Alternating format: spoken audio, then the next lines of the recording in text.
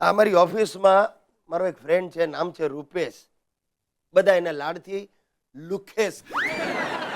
જબરો કારીગર છે સાહેબ. એવો ફેંકું એનો જોટો ન મળે. કોઈ પણ વિષય તમે કાઢો ને 1 કલાક સુધી તમારી મગજની નસો ખેંચી. એ દિવસ પહેલા લુખ્યો કંઈક કેન્સર સોસાયટીનું સંમેલન હતું, એમાં ડૉક્ટર છું કરીને ઘરી ગયો. મફતમાં ચા પાણી પી ગયો અને 15 મિનિટ એણે કેન્સર ઉપર ભાષણ આપ્યું. એ એવું બોલ્યો કે ત્યાં હાજર રહેલા ફોરેનના ડૉક્ટરો વિચારમાં પડી ગયા. કેન્સર સોસાયટીના અધ્યક્ષ બિચારા ચોપડા ફેંદવા માંડ્યા કે આ રૂપેશભાઈ બોલે છે, આવી શોધખોળ કેન્સર પર થઈ ક્યારે અને કરી કોણે? એ બચારાને ક્યાંથી ખબર કે આ સાલો લુખેશ હજી એસએસસી પાસ કરવામાં સફળ નથી. શું ગિરીશ? હાલો, નામ દીધું ને આવી ગયો લુખેશ.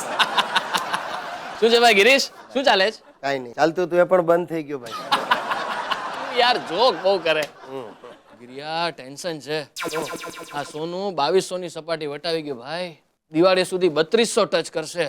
પણ તારે ને સોનાના ભાવને શું લાગે વળગે? પણ ભાઈ બજાર પર નજર તો રાખવી જ પડે. તું રાખ, મને મારું કામ કરવા દે. હા ભાઈ કામ પેલા.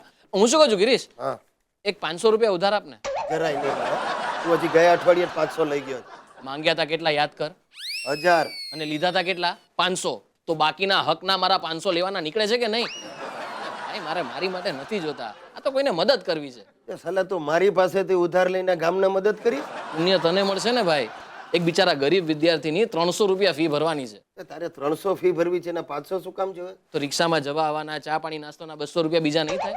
હવે એ જો મારા ખિસ્સામાંથી કાઢું તો તારું પુણ્ય ઘટે. ભાઈ તું બસ કર, મને મારા લમણા નહીં લે. આ લે 500. પહેલા મને એકે લુખેશ તો પાછા ક્યારે આપીશ? આપી દીધા એમ જ સમજ. એટલે આવતા અઠવાડિયે 2000 માંગવાનો હતો, હવે 1500 માંગીશ. દર્શક મિત્રો, તમે પેલી કહેવત તો સાંભળી જશે કે વડ તેવા ટેટા ને બાપ તેવા બેટા. મારા દાદાજી અને બાપુજીના કેસમાં આ કહેવત બિલકુલ સાચી પડી છે. મારા દાદાજી જેટલા નાસ્તિક એટલા જ મારા બાપુજી પણ નાસ્તિક. પણ બંનેમાં અચાનક પરિવર્તન આવી ગયું છે.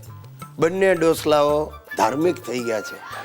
અને એ થવા પાછળનું એક મજબૂત કારણ એ જ છે કે મારી દાદી અને મારા બાના ગુજરી ગયા પછી અમારી સોસાયટીની ધાર્મિક બહેનો સાથેનો એમનો સત્સંગ. બંનેને મહિલા ઉત્કર્ષ પ્રવૃત્તિમાં પણ જબરો રસ છે. પોતે ભલે પાછળ રહી જાય પણ મહિલાઓ તો આગળ આવવી જ જોઈએ એવો એમનો દ્રઢ મત છે.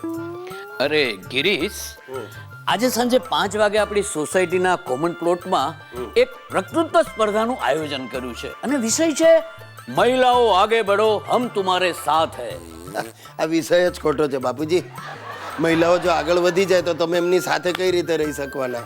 અરે ગિરીશ, તું બાબુ છે. હું બાબુ છું એટલે બાળક બુદ્ધિ છે તારામાં. અરે મહિલાઓને આગળ વધવા દેવાની, આપણે દોડીને એની સાથે થઈ જવાનું. અરે દોડવામાં હજી અમે પાક્કા છીએ. હા, એનો મને ખ્યાલ છે, પણ હું શું કહું છું બાપુજી, આપણે મહિલાઓને આગળ જવા જ શું કામ દેવાની?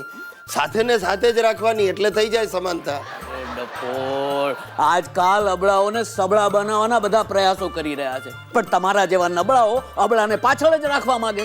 અરે પણ બાપુજી, કાંઈ નથી સાંભળવું, મારી વાત સાંભળી લે. તારા ઓળખીતા મંડપવાળા હોય ને એને કહી દેજે કે સાંજે 5 વાગે આમ 201 ખુરશી, નાનકડું સ્ટેજ અને એક માઇકની વ્યવસ્થા કરી આપે. એ બધું હું કરાવી દઈશ, પણ હવે આ બધા ખર્ચા કોણ આપશે?